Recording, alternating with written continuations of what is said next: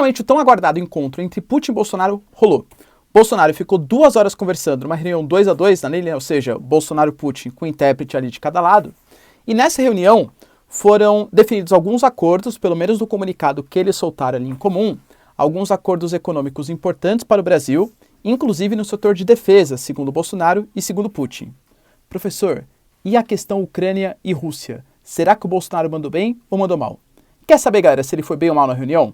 Se você quer entender o que ele falou, quais foram os pontos mais importantes dessa conversa, já se inscreve no canal, deixa o like e compartilha esse vídeo, que aqui você vai encontrar muito conteúdo sobre geografia, política, atualidades, Brasil, mundo, enfim, tudo para você se manter sempre bem atualizado.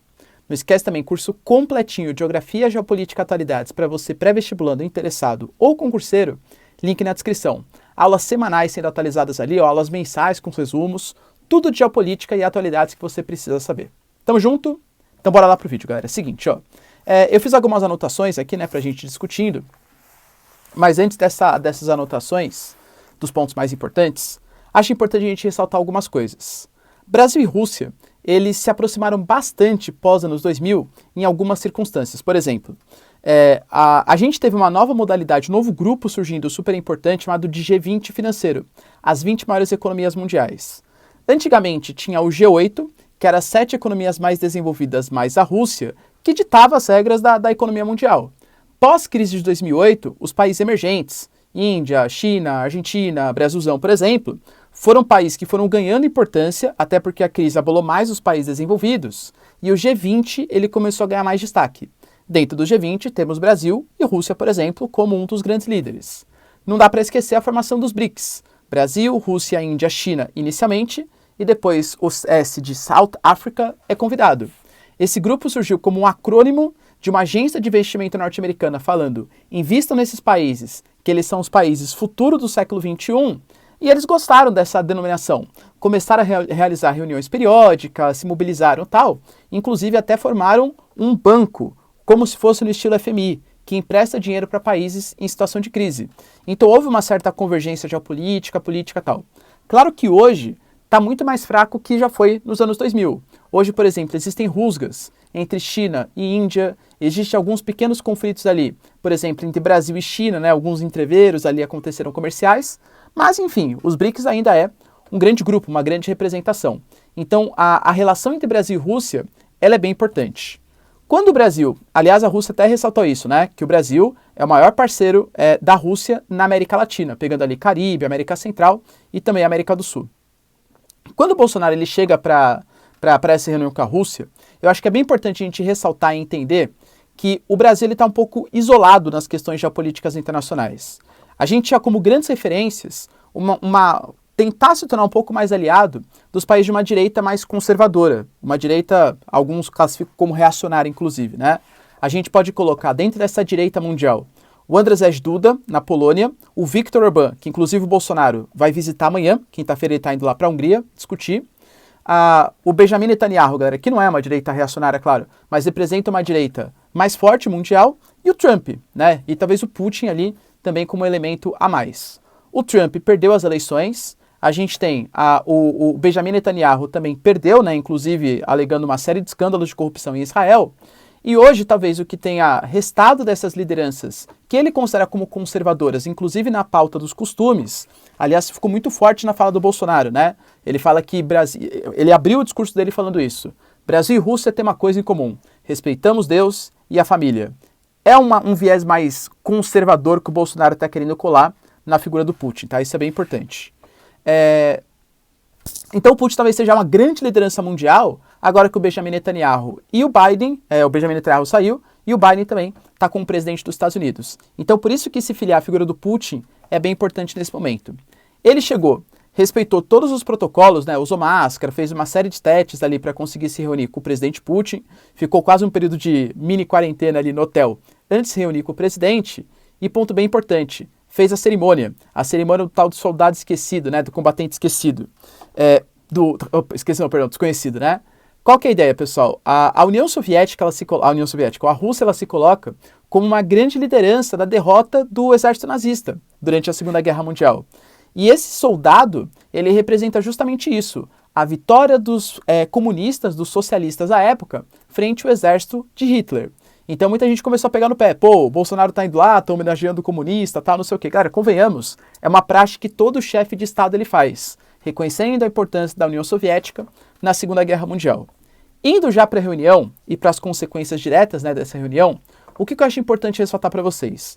Primeiro, da fala do Putin, que alguns pontos bem importantes que eu coloquei. Primeiro, eles aprovaram um comunicado, né, que eles chamaram de ampliação da cooperação econômica, e o Putin elogiou bastante o Brasil. Anunciou, por exemplo, que mesmo na época de pandemia, dificuldades econômicas, as relações bilaterais entre Rússia e Brasil aumentaram 87% ano passado, que, cara, convenhamos, é um número bastante significativo, né? Falou da possibilidade de estabelecimento de mais laços comerciais, inclusive citou algumas áreas que são bem conhecidas da gente, por exemplo, a área de nitrato, a área de fertilizantes, que é essencial para o cultivo brasileiro, principalmente de café, por exemplo, essencial. Alguns cultivos dependem muito desse fertilizante que é importado da Rússia, então há uma tendência de aumento dessas relações comerciais. Inclusive falou que 10 milhões de toneladas foram exportadas da Rússia para o Brasil só no ano passado. Mas falou alguns pontos importantes também. Por exemplo, falou da questão do uso de satélites em comum de defesa, até com um plano dos BRICS para isso, juntando também a China, por exemplo, e falou da possibilidade de parcerias no âmbito de energia nuclear, pois minis reatores, por exemplo, nucleares, com maior investimento da Rússia. Então a Rússia ajudando o Brasil, isso é uma coisa que o Bolsonaro está tentando fazer, né? Por exemplo, fez um plano ali para tentar finalizar a Angra 3, o Brasil tem gargalos econômicos relacionados à energia. Talvez uma aposta desse governo, tá no final ou não, né? A gente sabe como vai ser a reeleição, mas uma aposta desse governo era a questão da energia nuclear. E a Rússia ela pode contribuir bastante nesse fato. Falou, por exemplo, da ajuda que a Rússia dá a respeito da indústria farmacológica, inclusive com a possibilidade de exploração, por exemplo, de algumas plantas nativas do Brasil, né? A Rússia exporta bastante, por exemplo, fármacos, principalmente relacionados à oncologia, a questão do câncer, e também falou da possibilidade da vacina Sputnik ser colocada no Brasil. A vacina Sputnik, que talvez foi uma das primeiras utilizadas aí pelo mundo, na Rússia, tá? Então há a possibilidade desse intercâmbio dessa vacina vir para o Brasil. Falou também, parabenizou a questão dos 200 anos da independência do Brasil, falou que quando de fato for a data vai fazer um comunicado oficial e parabenizou o Brasil porque nesse momento o Brasil está no Conselho de Segurança da ONU. Lembrando que o Conselho de Segurança da ONU ele é formado por 5 membros permanentes, Estados Unidos, Rússia, França e Inglaterra, vencedores da Segunda Guerra Mundial, e a China que entra momentos depois, anos depois, por alguns conflitos ali locais, e nós temos 10 membros rotativos, que tem um mandato de 2 anos. O Brasil ingressou em 2022 e vai ficar até o final de 2023. Então falou que o Brasil e a Rússia vão contribuir bastante nessa área, talvez em convergências e decisões sobre o Conselho de Segurança da ONU. Galera, convenhamos que isso falácia, né? Discursinho. Por quê? No modelo que a ONU tem hoje, os 10 membros rotativos eles têm sim poder de discussão, poder de voto, mas os 5 membros permanentes têm poder de veto. E aí, convenhamos, tudo que a Rússia quer, os Estados Unidos veta. Tudo que os Estados Unidos quer, a Rússia veta. Não há uma convergência política, então a ONU ela fica muito inoperante. Mas enfim, né, o Brasil vai lá fazer uns discursinhos, tá? Importante, tá? Não é desprezível. Mas a gente tá lá, a gente tá participando. Quando chegou a vez inclusive ofereceu também condolências, ficou triste e tal, pela tragédia que aconteceu no Brasil, né, com as enchentes, enfim. Quando chegou a vez do Brasil, como eu já ressaltei para vocês, ele já começou o discurso falando ali da questão de Deus e da família. Falando que a gente tem pontos em comum, e isso é uma coisa muito importante, tá? Quando a viagem foi marcada anteriormente, claro que tem a questão comercial e tal, mas o Bolsonaro deixou bem claro, era uma posição favorável ao eixo conservador do mundo. Era uma viagem talvez que seria mais pautada na pauta de costumes do que nas pautas econômicas e geopolíticas. É que culminou, galera, de ser justamente quando está rolando o conflito entre Ucrânia e Rússia. Então pouca gente deu adesão a essa pauta mais de costumes e tal. E a gente fala, será que ele vai falar alguma coisa da questão ucraniana e da Rússia, enfim, né? Mas ele já começa com o discurso dele falando ali da questão da crença em Deus e na família. Agradeceu também da questão da soberania da Amazônia, aparentemente os dois tiveram algum tipo de discussão ali. E o Putin, ele apoiou a soberania da Amazônia, inclusive citou, né, que tanto Rússia quanto o Brasil, eles têm as 2 maiores florestas do mundo, falou de um pacto para a manutenção da biodiversidade, enfim, por mais que complicado que isso possa parecer falando de Brasil, né, mas para a manutenção da biodiversidade e tal, inclusive citando a questão que os dois têm as maiores florestas, só que há uma diferença bem gritante, né? Pô, a Amazônia é uma floresta com uma enorme biodiversidade, um potencial gigantesco de exploração, de biotecnologia e tal. A floresta de taiga na Rússia é uma floresta que tem muito menos biodiversidade, embora seja até maior que a floresta brasileira, mas a biodiversidade ela é bem menor. Mas enfim, né, os dois são países importantes nessa questão da preservação florestal. Falou que o Brasil agradece muito essa parceria em relação aos fertilizantes, que o Brasil vai precisar, e falou que existe uma possibilidade bem grande de estabelecimento de relações econômicas sobre a exploração de petróleo e de gás aqui no Brasil, talvez investimentos russos também nessa área, e da possibilidade, isso é uma coisa bem importante, da exportação de carne do Brasil. A gente teve alguns entreveros ali recentes com a China em relação à exportação da nossa carne, a China bloqueando por algumas questões sanitárias e econômicas, e a Rússia promete, possivelmente, além de trazer a China para o lado também da exportação de carne do Brasil, passar a importar um pouco mais a nossa carne, que é um mercado bem importante do Brasil. Claro, vai contra as metas de desenvolvimento sustentável, lembrando que o Brasil faz parte hoje de um acordo que promete reduzir as emissões de metano para a atmosfera. Pô, continuar explorando a pecuária bovina talvez não seja o melhor caminho para reduzir as emissões de metano. Mas enfim, né? Falou ali da biodiversidade. E o momento mais esperado, que foi a questão da paz. Nessa questão da paz, cara, digamos que não tinha muito bem o que falar, né? Ele falou que ele apoia completamente a Rússia, não falando diretamente no conflito entre Rússia e Ucrânia, mas que ele apoia ainda mais a manutenção da paz na região. Então ali, né, deu uma sabonetada, mas era o que se esperava mesmo. O cara não vai participar de uma reunião que tende a ser comercial, pautada na questão dos costumes, e vai ficar dando pitaco na guerra dos outros, ainda mais numa questão tão polêmica, que envolve a OTAN de um lado, com grandes parceiros econômicos, geopolíticos do Brasil, e com a Rússia e com a China do outro, que também são grandes parceiros econômicos e geopolíticos do Brasil.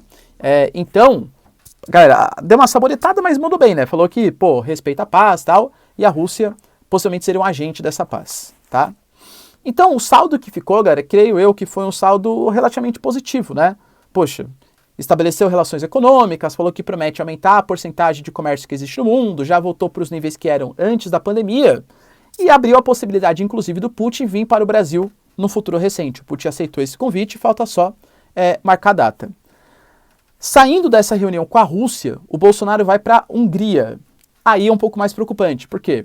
O Viktor Orbán, ele é um atual líder húngaro, que ele é visto como um dos presidentes, junto com Andrzej Duda, né, um dos líderes, junto com Andrzej Duda, que representa o eixo um pouco mais reacionário da União Europeia. Inclusive já sofreram sanções, punições. Para vocês terem uma noção, a Hungria discute, por exemplo, a proibição de contato de menores de idade com temas relacionados, por exemplo, a outras orientações de gênero, a homossexualidade, por exemplo. Algumas obras foram literalmente censuradas na Hungria. Eu posso citar para vocês, por exemplo, Friends e Harry Potter.